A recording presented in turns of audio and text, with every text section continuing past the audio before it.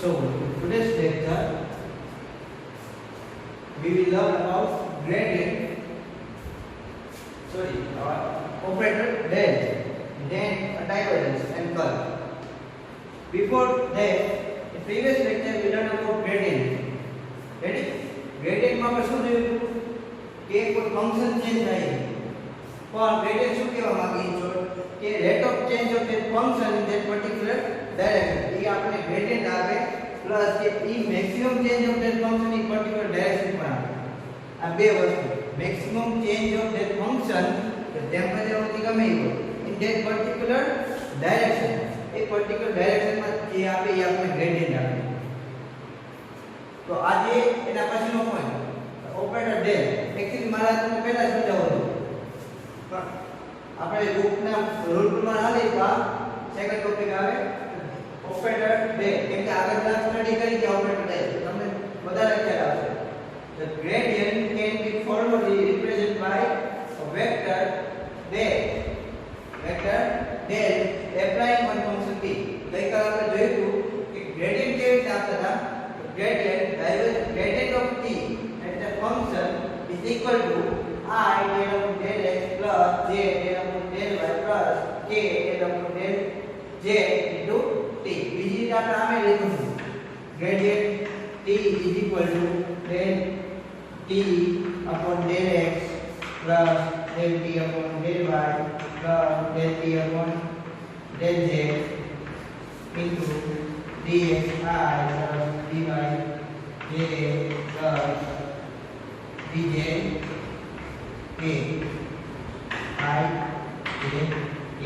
જ્યારે આ મલ્ટીપ્લાય કરો આ વસ્તુ આવે આ સિમિલરલી મેં એક વાર ફંક્શન લખ્યું પણ બે અલગ form.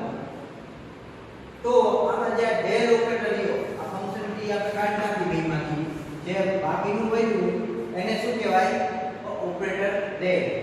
Del is equal to minus del upon del x. There is no function, but here a function is applied. So this t operate on this. This vector is operate on this. Okay.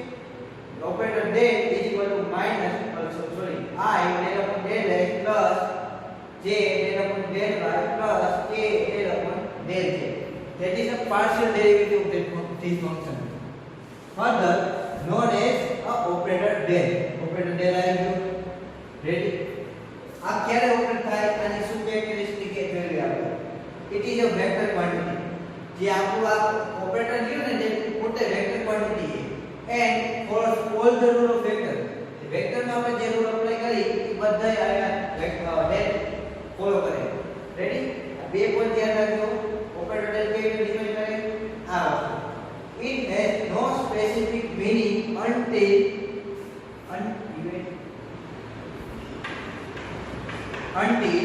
it operates on any function. Okay? એક function નું ક્યારે આનો meaning કાઈ નથી. જો આપણે લખી નાખો આ જે ફોર્મ્યુલા આનો કાઈ મીનિંગ નથી પણ આનો મીનિંગ છે કેમ કે આ કોઈ ફંક્શન t હતું એના ઉપર ઓપરેટ થશે. એક્ચ્યુઅલી ફંક્શન ઉપર ઓપરેટ કેવી રીતે થાય આ મલ્ટીપ્લાય નથી થતો અહીંયા આ કઈ મલ્ટીપ્લાય નથી થતું. t ફંક્શન કોઈ પણ હોઈ શકે તો આપણે આને મલ્ટીપ્લાય નથી કરતા. મલ્ટીપ્લાય નથી કરતા એનું પાર્શિયલ ડેરિવેટિવ કરે ઓન્લી. પાર્શિયલ ડેરિવેટિવ x સાથે y અને z એની ટર્મ અને ડેરિવેશન કરે મલ્ટીપ્લાય નથી થતું. રેડી? ધ્યાન રાખજો. It has no meaning. આનો કાઈ મીનિંગ નથી. It is known as vector operator. Vector operator કહેવાય કેમ કે વેક્ટર ઉપર ઓપરેટ વેક્ટર જેવું ઓપરેશન કરે એટલા માટે. Further there are three ways the operator del can act. ત્રણ રીતે આ ઓપરેટર લ્યો એ એક્ટ કરી શકે. તો પહેલો લ્યો act on a scalar function. Scalar function ઉપર એક્ટ કરે.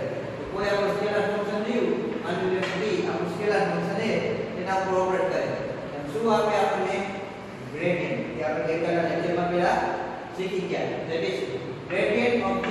આના ઉપર વેક્ટર દોરેલો હોય. રેડી?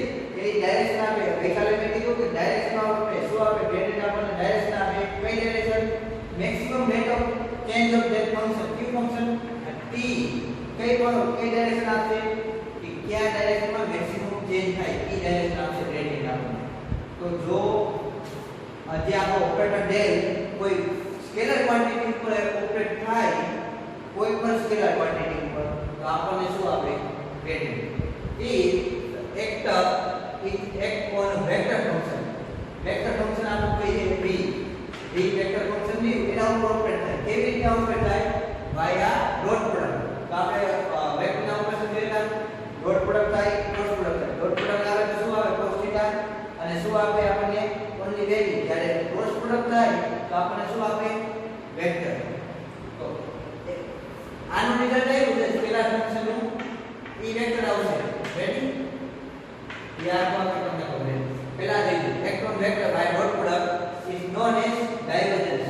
અને કેવી રીતે દર્શાવવામાં? Dot product del operation v by dot product known as divergence. Ready? તો આમાં શું ફરક છે? આ જે સેકન્ડ ફંક્શન નું સ્કેલર છે, અહીંયા વેક્ટર છે. આ ડોટ પ્રોડક્ટ નથી, આ ડોટ પ્રોડક્ટ છે. તો આ લખો કે ધ્યાન રાખો. ડાયવર્જન્સ કેવી રીતે વાંચો? ગ્રેડિયન્ટ કેવી રીતે વાંચો? ગ્રેડિયન્ટ એટલે ડોટ ની કોઈ ડાયવર્જન્સ એટલે ડોટ હશે. પ્લસ કે જે ફંક્શન દીધું ઈ વેક્ટર ફંક્શન હશે. તો આ સ્કેલર ફંક્શન કરતા આપણે ડોટ પ્રોડક્ટ કરો તો આની વેલ્યુ કેવી થાય? 0. એક on vector function via cross product. તો ડેલ ઓપરેટર એક કરે વેક્ટર ફંક્શન ને વાયા ક્રોસ પ્રોડક્ટ ને નોન એઝ કર્લ. તો આપણું ડેલ ઓપરેટર નો વેક્ટર ફંક્શન પર એપ્લાય થયું કેવી રીતના? ક્રોસ પ્રોડક્ટ થી known as curl. Ready? 3 point સમજાઈ ગયા. ફર્ધર કે આ સ્કેલર છે, તો સ્કેલર જ્યારે ઓપરેટર સ્કેલર ઉપર એપ્લાય થાય ત્યારે આપણને ગ્રેડિયન્ટ મળે. અને ગ્રેડિયન્ટ ઈ આપણને વેક્ટર ક્વોન્ટિટી માં મળે. રેડી? વેક્ટર ક્વોન્ટિટી મીન્સ કે જ્યારે રિઝલ્ટ આવે છે વેક્ટર ના ફોર્મમાં આવે છે. જ્યારે તો વેક્ટર ક્વોન્ટિટી ડેલ ઓપરેશન કરે એટલે ડોટ પ્રોડક્ટ થાય. ડોટ પ્રોડક્ટ માં આપણને જે ફંક્શન મળ્યું એની સારી વેલ્યુ મળતી આપણને. વેલ્યુ મળે એટલે એ આપણને શું આવ્યું? Scalar function. અહીંથી આપણને સ્કેલર મળે. જ્યારે આ જ ઓપરેટર કર્લ થાય આનું રિઝલ્ટ આવે ને એ વેક્ટર મળે. રેડી? તો જો સ્કેલર નું વેક્ટર, વેક્ટર નું સ્કેલર, વેક્ટર નું વેક્ટર, આવી રીતે ગ્રેડિયન્ટ, ડાયવર્જન્સ અને કર્લ. 3 પોઈન્ટ ધ્યાન રાખવાના. તો પહેલા આપણે ગ્રેડિયન્ટ જોઈ લીધું. હવે આપણે શું જોઈશું? ડાયવર્જન્સ અને કર્લ. ડાયવર્જન્સ અને કર્લ માં કોના પર ઓપરેશન થાય? વેક્ટર ઉપર. જો આનું ઉલટું કરી નાખી, જો સ્કેલર ફંક્શન જગ્યાએ વેક્ટર ફંક્શન થાય તો ગ્રેડિયન્ટ લ્યો, વેક્ટર ફંક્શન નું ગ્રેડિયન્ટ હંમેશા 0 થાય. જો વેક્ટર ફર્ધર કે સ્કેલર ફંક્શન નું તમે ડાયવર્જન્સ લ્યો તો 0 થાય. તો સ્કેલર ફંક્શન નું કર્લ લ્યો તો પણ 0 થાય. તો આનું ઉલટું બધું યાદ રાખી લો. ધેટ ઇઝ આ કોઈ યાદ રાખી લો. વેક્ટર ફંક્શન આ 0, સ્કેલર ફંક્શન હોય t 0. આ 3 પોઈન્ટ યાદ રાખી લેવા. અહીંથી તમને ડિરાઈવ થાય છે. જો આ સ્કેલર ફંક્શન હોય તો મળે, આ વેક્ટર હોય તો મળે, આ વેક્ટર હોય તો મળે. જો આની ઊંધું થઈ જાય, વેક્ટર ની જગ્યાએ સ્કેલર થઈ જાય તો આનો રિઝલ્ટ શું આવે? 0. આ વસ્તુ યાદ રાખી લેવી. આ કે બુકમાં નહીં હોતું પણ બહુ ઇમ્પોર્ટન્ટ વસ્તુ છે. જ્યારે તમે કંઈક કેલ્ક્યુલેશન કરતા હોય આવી વસ્તુ આવે એના બરાબર શું લઈ લેવાનું તમારે? 0. આ તો તમે સ્ટડી કરશો બરાબર. ઇલેક્ટ્રોડાયનેમિક્સ આ વસ્તુ આવશે. Divergence of scalar is also always 0. Ready? તો હવે આપણે જોઈશું ડાયવર્જન્સ. તો પહેલા તમે કંઈ કીધું ડાયવર્જન્સ ક્યારે મળે? ડેલ ઓપરેટર જ્યારે કોઈ વેક્ટર સાથે ડોટ પ્રોડક્ટમાં આવે અને ક્રોસ પ્રોડક્ટમાં આવે ડેલ ઓપરેટર ત્યારે કર્લ મળે. રેડી?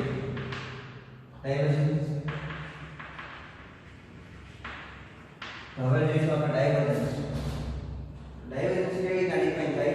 એનું ઇક્વેશન આપ્યું છે. We can define divergence as divergence of v.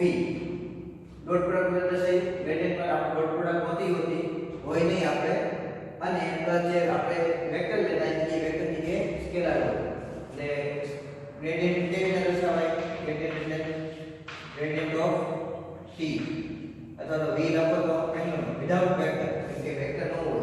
Ready? અહીંયા વેક્ટર હશે પ્લસ ડોટ પ્રોડક્ટ અહીં નહીં આવે ગ્રેડિયન્ટમાં જ્યારે ડાયવર્જન્સમાં આવશે. તો ગ્રેડિયન્ટ જે ડેલ ઓપરેટર હોય કેવી રીતે ડિફાઇન થયું? del upon del x I plus del upon del y j plus del upon del z k. Ready? Del z k into v vector. V vector કેવી રીતના લખાય છે? gxi જે v નો component x component into unit vector y and z. હવે આ બેને multiply કરો ડોટ પ્રોડક્ટ થાય તો i નું i થશે, j નું j અને k નું k થશે. બાકીનું i નું j શું થાય? 0 જે i j નું k બધા બાકીના 0 થશે. આ બેને મલ્ટીપ્લાય કરો તો i નું i 1 અને del upon del x into vx શું થાય? del vx upon del x. Second term del vy upon del y. Third term del vz upon del z. known as divergence of vector. તો આને શું કહેવાય? divergence of vector. ગઈકાલ જે gradient પડ્યા હતા એમાં ગ્રેડિયન્ટ તે વેક્ટર આપેલું, વેક્ટર ક્વોન્ટિટી આપેલું. કે ડાયવર્જન્સ આપણને શું આપે? સ્કેલર. શું લખ્યું? It is a scalar quantity. એની ડાયરેક્શન નથી, ના યુનિટ વેક્ટર નથી, એનો ડાયરેક્શન નથી. Hence it is a scalar quantity. તો હવે આનું જીઓમેટ્રિકલ ઇન્ટરપ્રિટેશન જોઈશું. ગ્રેડિયન્ટમાં શું હતું? કોઈ એક ડાયરેક્શનમાં એનું maximum change of that function in that particular direction. each direction માં એનું મેક્સિમમ ચેન્જ થાય. માત્ર t હોય તો t આખા ગ્રુપમાં કઈ બાજુ મેક્સિમમ ચેન્જ થાય? તો ગ્રેડિયન્ટ ની ડાયરેક્શનમાં. ગ્રેડિયન્ટ જે બાજુ ડિફાઇન થાય એ ડાયરેક્શનમાં એનું મેક્સિમમ ચેન્જ થાય. તો હવે ડાયવર્જન્સ કેવી રીતે ડિફાઇન થાય એ જોઈશું. Divergence is shown how vector spread out અથવા તો in. ડાયવર્જ એટલે શું થાય? આપણે કહીને 11 12 પછી ડાયવર્સ થઈ ગયા બધા. ડાયવર્સ શું છે? તો સ્પ્રેડ આઉટ છે. સ્પ્રેડ આઉટ કેટલું છે? ગમે જગ્યાએ. તો 11 12 માં તમે ભણતા હોય પછી અડધા કોમર્સ 10 માં પછી અડધા કોમર્સ એટલે સાયન્સ માં લે, ડિપ્લોમા કરે, ઘરે આર્ટ્સ ચૂઝ કરે, ઘરે ધંધે લાગી જાય. તો ત્યાંથી શું છે? બધા ડાયવર્સ થયા.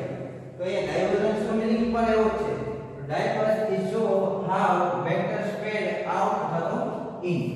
પહેલી ફિગર છે ફિગર 1 શું દર્શાવે? માની લો કોઈ પોઈન્ટ P થી આપણો કોઈ વેક્ટર ડિફાઇન થયો એ કેવી રીતે ડાયવર્સ થાય એ દર્શાવે. પ્લસ જેના જે આ યુનિટ લાઈન હોય એની વેલ્યુ દર્શાવે.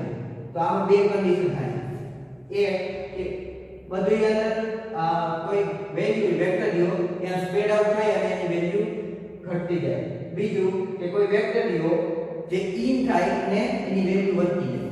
હજી બી બાકી બીજી બે કન્ડિશન છે કે જેમાં એની વેલ્યુ ઓછી હોય પછી વધતી જાય. રેડી? આવી રીતે તો બે પ્રકારે આમાં શું ડાયવર્સ થયું બધી બાજુ. જે વેક્ટર 0 વેક્ટર ઈ પોઈન્ટ થી ડાયવર્સ થયું. ઈ પોઈન્ટ એનો સેન્ટર પોઈન્ટ હતો. અહીંયાથી વેક્ટર કઈ બાજુ બધી બાજુ ડાયવર્સ થયું. ડાયવર્સ થઈ ગયા ને આમાં ભલે ડાયવર્સ થાય પણ આ કેવું ડાયવર્ઝન કહેવાય? આ પોઝિટિવ ડાયવર્ઝન કહેવાય. અને આ નેગેટિવ ડાયવર્જન્સ કહેવાય. પ્લસ આમાં બેમાં એક અલગ કન્ડિશન થાય. આમાં પેલા વેલ્યુ વધી હતી પછી ઘટતી ગઈ. જેના એરો થયો એની વેલ્યુ બતાવે. જ્યારે આમાં બીજી કન્ડિશન જોઈ એમાં શું હતું? પેલા એરો નાનો હતો પછી એરો મોટો થયો પછી એનાથી મોટો થયો. તો શું કહેવા માંગે કે ડાયવર્જન્સ વધતું ગયું, ડાયવર્જન્સ ઘટતું ગયું. પ્લસ જે એરાની ડેન્સિટી છે એ પણ તમને ઇન્ડિકેટ કરે કે અહીંયા ડાયવર્જન્સ કેટલા પ્રમાણમાં બહુ વધારે ઓછું હોય. તો માનો અહીંયા કે આયો કાઢ નાખ્યો આવે તો અહીંયા ડાયવર્જન્સ વધારે આ ભાગમાં ઓછું. તો એ ડાયરેક્શન આપે એટલે તો આ એરિયા ડિપેન્ડન્ટ છે. એરિયા આખો આવી ગયો. અહીંયા નેગેટિવ ડાયવર્જન્સ સેમ જ છે પણ નેગેટિવ ડાયવર્જન્સ. કોઈ પોઈન્ટમાં ઇન થાય એક પોઈન્ટમાંથી આઉટ થાય. આપણે એક્ઝામ્પલ દ્વારા સમજાવશું. બીજું એક ડાયવર્જન્સ છે. આ ફિગર 1.2 માં આવી છે. રેડી? 1.2b 1.2a. તો આમાં શું થાય છે? એરા દર્શાવ્યા અને બધા એરા એક સમાન છે. પ્લસ બધા એક ડાયરેક્શનમાં. અહીંયા ડાયવર્જન્સ નથી. અહીંયા કઈ ડાયવર્જન્સ સ્પ્રેડ જ નથી વેલ્યુ વધતી નથી. એરિયા ઘટ મીન્સ કે જે એરો ત્યાં ઈ ઘટતા કાઈ નથી થતું. અહીંયા ડાયવર્જન્સ 0 હોય. જ્યારે અહીંયા પણ ડાયવર્જન્સ છે. જો કોઈ આ પોઈન્ટ થી આ ઉપર જાવ એમ વેલ્યુ વધતી જાય, નીચે જાવ વેલ્યુ ઘટતી જાય. તો અહીંયા ડાયવર્જન્સ ક્રિએટ થાય. તો ત્રણ કન્ડિશન આવી છે. ત્રણ કન્ડિશનમાં આમાં ચાર કન્ડિશન આવી છે. એક પોઝિટિવ અને નેગેટિવ. નેગેટિવ અને પોઝિટિવ માં એક કે જે પહેલા વેલ્યુ વધતી જાય પછી ઘટતી જાય અને બીજામાં પહેલા ઘટેલી ચાર કન્ડિશન જોવાની. આ એક સરળ એક્ઝામ્પલ દ્વારા સમજીએ આપણે કે માની લો કોઈ તળાવ છે આપણી પાસે, તળાવમાં આપણે એક પથ્થર ફેંક્યો, શું થાય હવે? વેવ સ્પીડ થાય. કેવી રીતના સ્પીડ થાય છે? આવી રીતના. માની લો પથ્થર ફેંક્યો તો આવી રીતના સ્પીડ થયું આપણે વેવ. તો આ વેવ ને ડાયવર્જન્સ ના ફોર્મમાં તમે વિચારી શકો. જો અહીંથી આમ ક્રિએટ થયા અને પછી ધીમે ધીમે ઘટતા ગયા. તો આ પોઝિટિવ ડાયવર્જન્સ નું એક એક્ઝામ્પલ છે. નેગેટિવ માં જોવું તો કેવી રીતે તમે જોઈ શકો?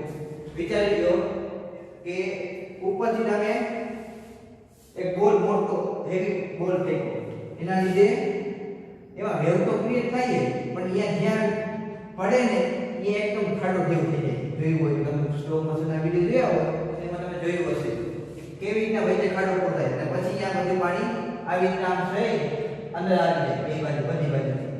તો અહીંયા શું થયું? સિંક થયું. પાણી અહીંયા સિંક થઈ જાય અંદર. તો આ નેગેટિવ ડાયવર્જન્સ ના સ્વરૂપમાં જોઈએ કે તમે તો જે ડાયવર્જન્સ નું ઉદાહરણ તમે જોઈ લીધું. ડાયવર્જન્સ એટલે શું કહેવા માંગે છે કે અહીંયાથી વેક્ટર કોઈ પણ વેક્ટર લ્યો, માટે ટેમ્પરેચર માટે આ રૂમ કોઈ મેટલની રોડ પ્લેટ છે, મેટલની પ્લેટ અહીંયા તમે વચ્ચોવચ્ચ બર્નર મૂકી દો તો હીટિંગ ના લીધે બધી બાજુ શું થાય? જે હીટિંગ રહ્યું સ્પ્રેડ થાય છે. પણ હીટિંગ ક્યાં વધારે છે? જ્યાં મેજર પોઈન્ટ ઉપર. તો એ એરિયા આપણે બહાર પછી નાનો એરો ગયું અહીંયાથી આમ જ્યાં હીટિંગ શું થયું? ઘટતું ગયું. તો આ ડાયવર્જન્સ નું ઉદાહરણ.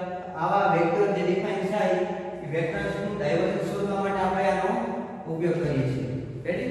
ડાયવર્જન્સ ની ઇક્વેશન જોઈ લઈએ કોઈ સ્કેલર માટે લઈએ અને વેક્ટર સાથે મલ્ટીપ્લાય થાય કોણ?